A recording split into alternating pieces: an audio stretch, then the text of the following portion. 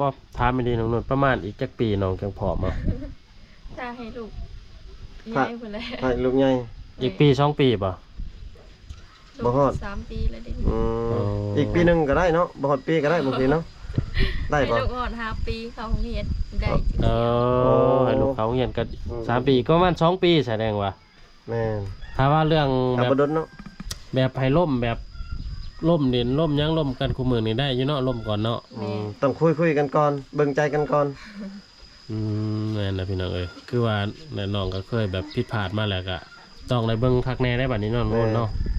เบิ่งกันไปนนๆพี่น้องเอ้ยบ่ฝ่าวตัดสินใจไว้พี่น้องว่า สมมุติ สบายดีเด้อพี่น้องเอ้ยสบายดีตอนเช้าๆมื้อนี้ออกมาเยี่ยมยามถามข่าวน้องโน่นพี่น้องเอ้ยสาวหอบซองที่เพิ่นมีลูกติดลูกสาวคนหนึ่งกำลังเป็นตะแพงหากอายุประมาณ3 ปีปลายพี่น้องหากฮอดเทื่อนน้องนี่มันเพื่อนชาติของน้องพี่น้องเอ้ยบางเทื่อเฮามาหลายเทื่อแล้ว FC เพิ่นบ่เห็นผู้ที่เขามาติดตามใหม่มานํกันอยู่3 คนคือเก่ามาเพิ่นมานั่งถาน้องนี่ไอ้บ่าวผู้ไทยพี่น้องเคยตะโอย สบายดีเด้อพ่อพี่น้อง น้องเขาทำมาใช่ลุงนุ่น มาจะเรียนอาบ เออสบายดี สวัสดีตอนแรกเอา ตอนเช้า ตอนเที่ยง ตอนเที่ยงตอนเช้าตอนช่วย น้องสาวนุ่นมาเลยพี่น้องสบายดีน้องนุ่น สวัสดี มาแต่ไสนี่ มาจะเรียนเอา คืองามแท้ โอ้มาผู้ไทยนี่กางามไปดีเนาะ งามทุกมื้อน้องเนาะ ขนาดบ่ได้เห็นน้องซอเสมอเลยเนี่ยมาแห้งคนน้องลูกคนตื่น เออมีระบบพอน้องนิ่งฮะยังบ่ทันมีบ่ นางใช่นางอยู่หันน้อง ยังหาบ่ยังหาอยู่เนาะ ว่าลุงนุ่นสบายนางอยู่หัน นี่ก็ได้พี่ ได้ นางอยู่ลุมน้ำจังเย็นเนาะ นั่งอยู่นี่บ่ อืม ฮะน้องได้เสร็จน้องสิยืนนะบ่ไปนั่งบ่ นั่งกันแล้ว น้องสินางเงื่อนมาเสร็จ ไปนั่งช่วยประกาศนั่งแล้วกับน้องบ่นั่ง เออ พี่น้องเอ้ยหลังจากที่ว่าน้องๆเพิ่นสำเร็จเวียกเนาะก็น้องเพิ่นพามานั่งอยู่เตียงของน้องพี่น้องเอ้ยหรือว่าอยู่เรือนของน้อง คำนองภาษาบ้านเฮาอยู่กล่องตารางเนาะ แม่ ชุบน้องภาษาน้องวายยังอยู่กล่องตารางเนี่ย โรม ตรม ตรมลม โรม ตรม อยู่ตาราง ว่าก็บ่ถูกพี่น้องเอ้ย ลักษณะเฮาบ่ลึงหันดินบ่เป็นเนาะ ลิ้นมันแข็งโพด ยาน้องเพิ่นก็มีหน้ามีในมาหับตอนพี่น้องเอ้ยแน่นี่บ่น้องนวลเวลาแขกคนมาต้องเอาหน้ามายังมาหับตอนบ่ เนี่ย โอ้เอาแบบย่อพระเขาพระนามได้ฉันบ่ได้ย่อบ่ บ่มีอาหารบ่คันนั้นน่ะคันว่าบ่ย่อนะคันมีอาหารนี่ย่อบ่ เนี่ย อืมมีน้ำมีหยังพี่น้องเพิ่นมาให้บ่มีข้าวเพิ่นเนาะ ปกติเขาย่อพระเขาได้เนาะกันแขกคนแบบบ่เคยมาหากันเนาะอันนี้เพราะว่าเข้ามาหาน้องกับเทื่อที่2นี่บ่ น้อง บ่ อยู่เพื่อนผู้เดียวตินี่ แม่อยู่กับลูกสาว จักเทื่อแล้วจะอ้ายมานี่ 2เพื่อ 3เทื่อนี้เนาะ แม่ อืมบ่ได้ให้ติบ่ได้เครียดติช่วยมาดู บ่ อืม ยันว่าช่วยมาตลอดแหละยันว่าหายสนุก พ่อแม่น้องบ่ได้ว่าติว่าช่วยมาถ่ายคลิป บ่ บ่ได้ว่าเนาะ ใครอยู่เพิ่นก็คือสิดีใจอยู่ติเพราะว่ามีมื้อก่อนนี่มีเฮาเอาข้าวเอาน้ำมาให้เนาะ เพิ่น กินนะบ่ข้าวนะ กินแล้ว เออ เพิ่นดีใจอยู่บ่เพิ่นได้เพิ่นว่า ดีใจเนี่ย อืมดีใจเนาะได้เครื่องได้ของได้เงินได้หยังพี่น้องเอ้ยก็ดีใจนำน้องอยู่ FC หลายคนเพิ่นก็ว่าได้โอ้วาสนาเขากันแล้วว่ากับทีมงาน อืม เพราะว่ามาถ่ายเทื่อนึงก็พอดีมีผู้ใหญ่เพิ่นเห็นแล้วเพิ่นซอยเลยเนาะ แม่ ก็ถือว่าดีใจน้ำน้องพี่น้องเลยก็สิเป็นโศกชะตาวาสนาอันเดียวกันเข้ากัน กินข้าวเช้าแล้ววันนี้เนาะ แล้ว ยังคือตอนเที่ยงเนาะ แม่ มีหยังกินตอนเที่ยงมื้อนี้ ยังบ่ฮู้ซ้ อืมเขาไปหาปลาไปบ่ มีบอลหากินบ่ลุงนุ่น ำบ่มีแล้วมีแต่2หานอแหละ นอ หาหยัง นี้ หาหยัง นอน อยังเลย นอไม่บุ้ง หน่อไม้ หน่อไม้บง อืม ไปกะยากนะบ่ไกลเพราะว่าน้องเพิ่นเอาลูกเด้ แม่น พาลูกน้อย หลายคนเด็กชีเพิ่นก็อยากเบิ่งแบบวิถีชีวิตไปหาอยู่หากินแต่ว่าอยากแบบ ยากหน่อยหนึงพี่น้องเพราะว่าน้องฆ่าลูกน้อยบ่มีคนเอาลูก เพราะว่าบางคนหลายคนก็ว่ามีหยังคือทายแต่ทานแต่อยู่เฮือนว่าสิเนาะเพราะว่าเฮาบ่อยากคุมเขาเจ้าเนาะแบบว่าไปไปหานั่นหานี่หากินพี่น้องเอ้ย เรื่องอยากได้คลิปงามๆคักๆให้พี่น้องเบิ่งอยากได้ แม่ แต่ว่าต้องเบิ่งตามตัวจริงตามความสะดวกของน้องๆหลายคนนี่กันพี่น้องเอ้ย ในใจก็อยากได้แบบคลิปคักๆนั่นแหละเพื่อให้ FC ได้เบิ่งพี่น้องเอ้ยแต่ว่าน้องเพิ่นก็ข้าวเวียกเห็นใจเพิ่นใจโตพี่น้อง แม่นเอาใจเพิ่นมาใส่ใจตัวบ่เขาเว้า แม่น เบิ่งกันเนาะเวลาว่างก็จังไปเนาะน้องนุ่นเนาะมื้อหน้ามื้อไหนเนาะ โดย แต่ว่าบอนหาพักหาหยังนี่หากินนี่มีอยู่เนาะหาพักอยู่เข้มห้วยเนาะ แม่ หวยตัวใดหวยตัวน้องไปอาบน้ำมื้อนั้นบ่ แม่ อืมคันไปหาก็พอได้กินบ่ พอได้กินอยู่ ส่วนหลายพักหยัง ผักน้ำแล้วก็ผักกูด มีบ่อีหยังอารอนนาอารอนเละเนี่ย บ่มี บ่มี มีดอนดาดอนดองดา เอา ผักตบฮะ พักอีหยังพักตัวเฮาต้มใส่มีมื้อนั้นเด้อารอนนานะ ผักตบ บ่แม่นผักกาดจ้อง ผักผักกาดจองน้องฮู้บ่ โอ้ อดันดานั่นบ่คึกบ่อยเปล่านี่อดันดา บ้านเพิ่นก็เอิ้นอันนั้นผักกันจองคือกัน เออแบบบ่ได้หาซื้อหาขายบ่น้องนวลเวลาหาผักหาหยังนี่ บ่มีแต่หาเอามากิน หาแต่แบบซ้ำพอกินได้แล้วเนาะ แม่ โอ้พี่น้องเอ้ยมันไก่ตัวเมืองคือว่าไก่ตลาดเนาะบ่ได้เนาะ แม่ แสดงว่าภายในบ้านนี่บ่ได้เคยแบบหาซื้อหาขายเนาะนอกจากสิว่าได้สัตว์ป่าบ่จึงไปขายแม่นบ่ แม่ แสดงว่าอาหารการกินนี่บ่สู้ซื้อเนาะคันซื้อนี่ไปซื้ออยู่เมืองเลยบ่เนาะ แม่แหละ อืมใกล้เติบได้แต่บ้านน้องหาตัวเมืองพี่น้องเอ้ย ก็คือน้องนี่ก่อนสิเข้าเมืองแต่ละเทื่อนี่ต้องไปยืมรถเขาเจ้าบ่เนาะ แม่ เห็นน้องว่าบ่มีรถจักรเนาะ แม่ โอ้ บ่มีรถจักรสิขี่เข้าไปในเมือง เวลาไปซื้อเครื่องนี่ยืมเขาก็เจ้าบ่หายบ่ซั่นเอารถเขาไปแก้เครื่อง เขาบ่ว่าบ่ คือกันแล้ว น้องใส่น้ำมันบ่หรือว่าได ใส่น้ำมัน เอ่อประมาณเท่าไหร่น้องใส่ไปเท่านึง 50,000 50ประมาณ50เซนหนึงบ่ แม่ ค่าซื้อน้ำซื้อในอีกเด้ เพราะว่าคันไล่กิโลนี่ก็ประมาณเท่าไหร่เฮ้ย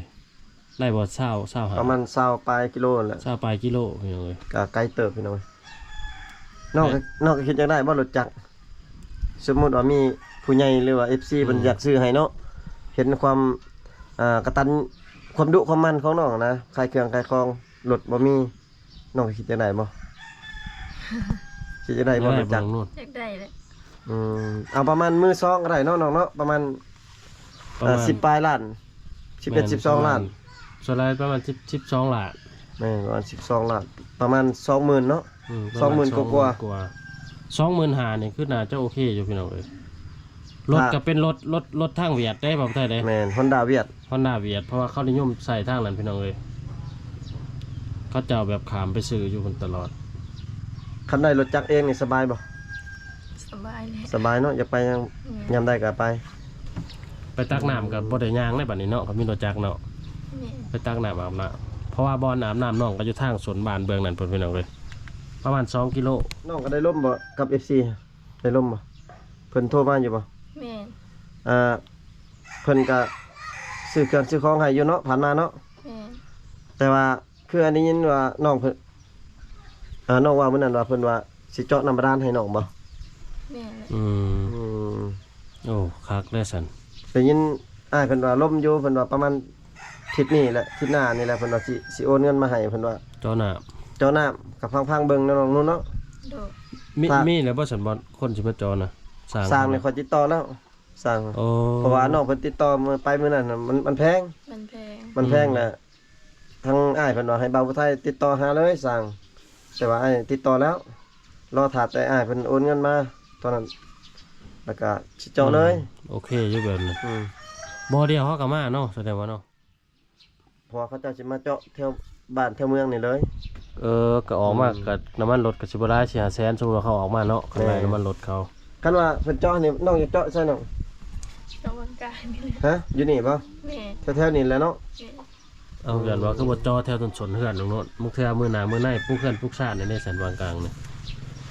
น้องเพิ่นว่าจะเจาะแถวๆนี่ล่ะพี่น้อง เพราะว่าน้องเพิ่นไปตั้งน้ำไกลนั่นเนาะ แม่ ถ้ามีน้ำบาดาลเพิ่นเจาะให้นี่สิกินน้ำนี่เลยบ่หรือว่าน้ำกินต้องไปตักอยู่พุ่น กินบ่ได้ได้เนาะ แม่ กินบ่ได้อยู่นี่เนาะ โอ้พี่น้อง ถ้าว่าเพิ่นเจาะให้นี่ก็คือสิสะดวกขึ้นเติมนั่นเนาะ โอ้สบายแล้วน้ำก็ยังกับผู้ดีแลนทอน้ำขึ้นกับเพื่อน อืม คนนี้เลยเพื่อนบอลใส่น้ำเลยซื้อกระทังใหญ่ๆมาใส่เนาะมาใส่เนาะ แม่น สบายบาทนี่กระชิบเมื่อยได้บาทนี่ ก็รอรุ่นข่าวดีเบิ่งน้องเนาะถ้าว่าเพิ่นเจาะให้นี่ก็ซ้ำถึกเลขบ่ได้น้องเนาะ แม่นบ่ แม่ เพื่อ ถึงเล มี ข3-4โตผมได้บ่าวไทยเอ้ย แม่นเพื่อมีผู้ใหญ่ใจดีมาเจาะให้หรือว่ามาช่วยคนใดคนหนึ่งนี่บ่แม่นธรรมดาเลยเพิ่นช่วย กับเบิดหลายเนาะเงินก็ห้อยฮอด20-30 คันว่าบ่ใจบุญนี่ดีกับหัว แม่น บ่ใจบุญบ่ใจดีนี่ก็เฮ็ดบ่ได้ได้บ่าวไทยเอ้ย แม่นก็อ้ายเพิ่นก็ยอมรับเพิ่นสวยดีเนาะน้องเนาะ ซัพพอร์ตช่วยเหลือตลอดเนาะ แม่น เพิ่นก็โทรมาเล่นน้ำอยู่ติ แม่ อืม ๆเพิ่นโทรมาแต่ละมื้อเพิ่นว่าหยังแน่น้องแบบเพิ่นบ่ได้เว้าบ่เกี่ยวกับความหักเพิ่นว่าสิมาลิ้นมาหยังเพิ่นบ่ได้เว้าบ่ บอก เพิ่นบ่ได้มา บอก ส่วนไหนเอาสิ่งที่น้องบอกได้เพิ่นถามเรื่องหยังแหน่เอาโทรมาแต่ละร่มหยังกันแหน่ เพิ่นถามเรียกที่เฮ็ดคู่มือนี่แหละ กินข้าวกินน้ำแล้วบ่สิบ่ เพิ่นถามมื้ออื่นนี่สิไปไสน้องก็บอกว่ามื้ออื่นนี่สิไปเฮ็ดนั่นเฮ็ดนี่ อืม เพิ่นเมื่อวานซื้อนี่ลงไปซักให้ อืม โอ้ แล้วก็ถาม เพิ่นโทรถามตลอดเนาะ นี่ แสดงว่าเพิ่นเป็นห่วงเป็นใยอยู่เด้อ เอาใจเป็นห่วงเป็นใยเด้อพี่น้องเอ้ย น้องว่าเสียงแห้งๆก็ยันอ้ายเพิ่นบ่ได้ยินเพราะว่าอย่ามันบ่ดังอยู่ในคลิปเนาะอืม ชั่วโมงกับฮู้บ่ดีเนี่ย อืม เอาซักแล้วสันซักให้น่ะน้องนุ่น ซักแล้วบอลเดียว เฮ็ดบอลเดียวปีนี้หรือว่า2 สองบอลหนึงคันยังบ่ทันได้ซักเสียยาก่อนบอล อืม ยามันหก เห็นบ่ยากได้บ่ใช่เฮ็ดให้นี่ แม่น คอยกับผู้หนึงนี่ก็จักสิแนวได้แหละ ยากนะพี่น้องเว้ย เพราะว่าคือให้แล้วนี่ก็เสียหยาก่อนแน่เนาะคันว่าอยากซักเนาะ แม่ พี่น้องเอ้ยซักแล้วพอเสียหยาอีกได้บ่ใช่ หลายๆรอบอยู่ในเฮ็ดให้พื้นเดียวนี่หลายๆรอบพี่น้องเว้ย เวียกที่บอกเขาเจ้าแบบทางผู้สาวบ่หรือว่าประชาชนชาวบ้านในชนบทบ่มีเวลาว่างปานใดพี่น้อ แม่ ง นอกจากซักไห้แล้วก็มาปลูกมันต้นน่ะก็เสียหญ้ามันต้นกลับไปกลับมาหูดเขาให้โอ้ยยากพี่น้องเอ้ย น้ำน้องไปตักแล้วบ่น้ำมื้อเช้านี่ไปตักบ่ ซักแล้วแต่ว่าเบิด เบิดเลย แม่ ตักมื้อเช้านี่แล้วก็เบิดเลย แม่ ใส่เบิดเนาะ แม่ แล้วก็ตอนแรกไปตักอีกบ่ ตะเที่ยงนี่แล้ว ตอนเที่ยงสิไปตักอีก แม่ ปอพี่น้องเอ้ยไปตักเช้าเที่ยงแรงเนาะ แม่ หรือว่าเช้าเที่ยงเย็น อืม แสดงไปตักพี่น้อง ก เอ้ ระ ย ตุกน้องร้ายอยู่บ่เลยนี่ด้วยซ้ำเก่า เอาตุ๊กไงไปตักแล้วเดี๋ยวนี้ ตับตุกใหญ่แล้ว แม่ อืม ตุกอีกช่างตุกเศร้าลิตรนะ แม่ อืมยืมรถเข้าไปอีก บอกคุยเสียหลังนี่แหละ โอ้คุยฉลังเลย แม่ พี่น้องพอดีตอนแรกๆเราไปเบิ่งน้องไปตั้งน้ำเนาะหรือว่า คันว่าเฮาบ่ได้ไปทางใดเด้อว่าอันนี้ แม่นน้องไปยามใดเฮาก็ไป ไปนำได้ติ พี่น้องเอ้ย ได้ อืม พอดีสมาสิไปกุยซอยหรือว่าแบกซอยพี่น้องเอ้ย แม่น กันไผอยากมาซอยน้องก็มาเด้อพี่น้องเอ้ยไปตักน้ำน้ำน้องแล้วก็ซอยน้องหาบน้ำ แม่นเลย วิถีชีวิตอีกอันหนึง เพราะว่าน้องเพิ่นว่าสิเอาตุก20ลิตรเลยกุยเนาะเพราะน้ำตักน้ำมันไกลน้องเนาะ แม่ พี่น้องเอ้ย บอลชุดใหม่ไปมื้อนั้นนั่นติ แม่ เอาฝนตกมันบ่ได้คุณบ่น้ำสางนะ จากแล้วบ่ได้ไปมื้อเช้านี้ ช่วงน้ำคุณได้ก็ตักเงินบ่มันคุณก็ตักเงินเลยบ่มาใส่นะ บ่แล้ว ไปตักอยู่ใช่ไหมมากินว่าใส่นะ เอาน้ำมาดาด กินน้ำบาดาลอีก แม่ อ๋อ ซุปน้องมาตบมาเลือกกินเลย ยากเลยพี่น้องเอ้ย กินเลย น้ำใส่น้ำกินก็ขาดเกิน ระหว่างน้ำมาดานกับน้ำตัวซุปน้องไปตักนะตัวได้แสบ ตัวได้แสบเนาะ คือกันนั่นแล้ว รสชาติมันอยากกินจางๆคือกันเนาะ แม่ แต่น้ำมาดานนี่คือสีจางกว่าพี่น้องเลยเพราะว่าเขาจอมาแต่เปลี่ยนดินเปลี่ยนอันนี้น้องอยู่เพื่อนกับลูกมันนี่นะ แม่ อ้ายก็นอนเดียวกลับแล้ว ย่าอ่านเพิ่นก็ไปเสียยาใส่แม่ โอ้ย ไข่เนาะผู้ชายเฮ็ดเวียกกันนะคือกันเนาะ แม่น ส่วนน้อยเลย แม่นส่วนน้อยได้บางคนผู้ชายอยู่เขียนนอกเขาจะอยากไปช่วยพ่อแม่เนาะแม่นบ่น้องหรือว่าไปช่วยไปต้องได้ไปช่วยเบิดทุกคนบ่ บ่ บางคนก็ บางคนนั่นแหละ บาง ส่วน คน น้อย ก็ เห็นประเภทแบบวัยรุ่นคือซ้ำอายของน้องแล้วก็ อันอยู่ซ้ำน้องนี่เขาเจ้านอนเลยแนวเว้นเลย แม่น กลางคืนน่ะไปเฮาเลาะหาบ่ดินผู้แสผู้สาวพี่น้องเอ้ยก็คือเพิ่นว่านั่นแหละถ้าได้ลูกผู้หญิงในชนบทนี่ก็ถือว่าโชคดีพี่น้องเอ้ย แม่น เพราะว่าเป็นเวียกเป็นงานถ้าเอาลูกผู้ชายนี่ก็ดีอยู่แต่ว่าบางคนก็ไปดินไปเที่ยวไลฟ์เนาะ แม่นตอนนี้มีผู้ล้มแล้วบ่น้องตอนนี้ครับมีผู้บ่าวแล้วบ่คนล้มบ่มีแต่ FC แม่ อืมแสดงว่ายังโสดเนาะมีแต่ FC ล้มถ้าว่าสมมุติว่ามีผู้มักผู้หยังได้น้องครับพร้อมเอาอยู่บ่ จ้ะ ยังบ่อยากพร้อมเนาะ ยังถ่ายอยู่เนาะ ยัง ประมาณบ่ถามไม่ดีน้องนุ่นประมาณอีกจักปีน้องจังผอมอ่ะ ถ้าให้ลูกย้ายไปเลย ให้ลูกใหญ่ อีกปี2ปีป่ะ บ่ฮอด 3 ปีแล้วเด็ก อืม อ๋ออี อีกปีหนึงก็ได้เนาะบ่ฮอดปีก็ได้บางทีเนาะได้ ให้ บ่ ลูกอ่อน5 ปีเขาโรงเรียนได้จริง เออให้ลูกเขาเรียนก็3ปีก็ประมาณ2ปีแสดงว่า แม่น ถ้าว่าเรื่อง เอา แบบ บ่ดนเนาะ แบบให้ล่มแบบล่มเด่นล่มหยังล่มกันคู่มือนี่ได้อยู่เนาะล่มก่อนเนาะ ต้องคุยกันก่อนเบิ่งใจกันก่อน นั่นนะพี่น้องเอ้ยคือว่าแน่น้องก็เคยแบบผิดพลาดมาแล้วก็ต้องได้เบิ่งคักแน่ได้บัดนี้เนาะน้องเนาะเบิ่งกันไปนนๆพี่น้องเอ้ยบ่ฝ่าวตัดสินใจไว้พี่น้องว่า สมมุติว่ามี FC ฝั่งลาวฝั่งไทยเนาะหรือว่าต่างเมืองต่างแขวงเพิ่นอยากมาเล่นมายังในน้ำนองนี่ได้บ่น้อง ได้ ได้เนาะ กลางเว้นนึกกลางคืนนี่เพิ่นมาฮะ มาได้เบิดบ่หรือว่าไง มาตังเวทนู่นแหละ กลางเว้นเนาะจะเห็นหน้ากันแจ้งเนาะกลางคืนนี่บ่อยากปานใด สมมุติว่าช่วงเรามีผู้มักไอ้ถามอีกตัวหนึงช่วงมีผู้มักนี่น้องจะเอาขะดองแพงบ่น้อง จักคือการลิงตามพ่อแม่เพิ่นเว้าเลย บ่แม่เว้าเนาะ อืม ส่วนว่าน้องมักแฮงมักผู้ชายคนนั้นเอาน้องเอาแพงบ่ส่วนในใจน้องอ่ะส่วนมักส่วนเอาผู้นั้นเราบ่มีเงินเนาะ แบบ เงิ นี่ นบ่ ก็ หลาย มีบ่หลายประมาณเอา10ล้าน15ล้านนี่ น้องกะเอาได้บ่ซั่น ได้ ได้เนาะ ได้เนาะ พอเฮามักเลยเนาะ แม่ คันแบบน้องมักแน่บ่มักแน่ได้เห็นแพงบ่แบบน่ะ สิเอาแพงเนาะแบบนั้นเนาะคือสิแพงนะ หักส่วนหลายยันชุดน้ำพ่อแม่เนาะบ่าวผู้ไทยเนาะ แม่ส่วนหลายชุดนำพ่อแม่ได้เขาเขียนออกเลย ถ้าพ่อแม่ว่าเท่าไรก็เท่านั้นเราเป็นบ่น้องนุ่น แม่ โอ้เป็นเอาเลยแบบนี้ก็ต้องไผอยากล่มน้องหรือว่าอยากมักน้องก็ต้องเข้าทางพ่อแม่ก่อนนะพี่น้องเอ้ย ต้องร่วมกับพ่อแม่ ให้ หรือ พ่อ ว่า แม่น้องมักหักแล้วก็ขาน้องก็บ่แพ้ หรือบ่ก็เอาไก่ตัวหนึงแล้วก็มีเหล้ามาส่วนพ่อเฒ่ากินก่อนแล้วก็ล่ม ส่วนพ่อเฒ่ากิน เออ เอาจัก แล้วก็จังล่มคา จัก ดอง แก้วสองแก้วเนาะ เออ ต้มไก่ตัวหนึงก็ถือว่าโอเคแหละพี่น้องเอ้ยบ่อันนั้นน้องนุ่นคืออายช่วยหมายกับไปหลายบ้านหลายเมืองแล้วแหละอายจะฮู้ว่าบ้านน้องเวลาผู้บ่าวเขาจะมาดินนี่เขามาแบบใดหั่นนะเขาดินแบบใดไปดินผู้สาวนี่ เขาโทรนัดก่อนบ่หรือว่า หรือว่าเขาตั้ง ขึ้น มาหา เพื่อน อยู่เพื่อนรถบ่ เขามาหาโลด มาหารถ โอ้ แม่ แสดงว่าผู้บ่าวนั้นฮู้กันบ่ฮู้กันก็เขาเจ้าขึ้นดินเลยแม่นบ่ แม่ เขาฮู้ได้แน่แล้วฉันว่าเฮือนหลังนี่มีผู้สาว เขาก็ถามคนชาวบ้านนั่นแหละ โอ้หาเลาะถามเลย แม่ โอ้ สมมุติว่าเฮาบ่ฮู้จักเขาเนี่ยเขาขึ้นมาอยู่เพื่อนนี่ผู้สาวตัวอย่างว่าคือน้องนี่ก็ลุกล้มเข้าเพื่อนบ่ลุกนั่ง ลงบ่ได้ลงแล้วเพิ่นว่าบ่ได้ฮู้จักเขา อ๋อ โอ้ แต่ว่า สมมุติว่าเขามาแล้วขึ้นประวัตินี้แล้วเพื่อนผู้สาวเขาว่าเนี่ยขึ้นไปเลยเฮ็ดแนวใดบัดแล้วเขาไปปลุกน้องอะน้องตื่นบ่หรือบ่ตื่นเอา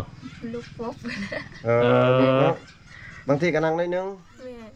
อืม คันผู้ถือใจนี่นั่งได้เนาะ ผู้รอๆนี่ขึ้นไปเนี่ยขอให้จันทร์สดแจ้งไว้นั่งอยู่เนาะ เคยบ่ลมบ่าวจนดึกแบบเข้ามาลิ้นน้ำนี่เคยบ่ เด็กแขกครับประมาณ1 โมงนึง อ๋อแต่ว่าบ่ถึงกันแจ้งเนาะ เฮ็ดได้หลายคนนั่งนำกันอยู่ซั่นบ่แล้วก็เว้ากันบ่ แม่ โอ้ส่วนหลายเว้าอยู่ช่างไหนเอาถามบ้านถามชื่อถามมีผู้มีแฟนบ่ แม่ ว่าฟื้นไปเนาะ อืมแล้วก็กินนี่ยังกินขนมขนมไปบ่ เพิ่นชวนไปนั่นไปนี่ โอ้ ว่ามื้อหน้าวันไหนครับพากันไปเล่นอยู่นั่นนี่ แล้วก็สิเมื่อแล้วก็ขอเฟซขอเบอร์กันไว้ แม่ กระถือใจก็มาใหม่อีกเนาะ คันผู้บ่ถือใจนี่ก็หายคือกันบ่เฟซน้องนุ่น บ่ บ่ บ่ ให้ หาย เนาะ ว่าบ่ได้ดินเนาะ แสดงว่าน้องไอ้คอเฟซน้องมันนะแสดงน้องถึกใจน้องจะให้เนาะ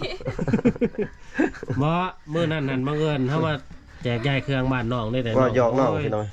อายนี่คือสิใจดีใจบุญ บ่ เนาะก็ให้เลย อ้ายให้เพชรน้องให้อ้ายเพชรหั่นก็คือแนะนำว่า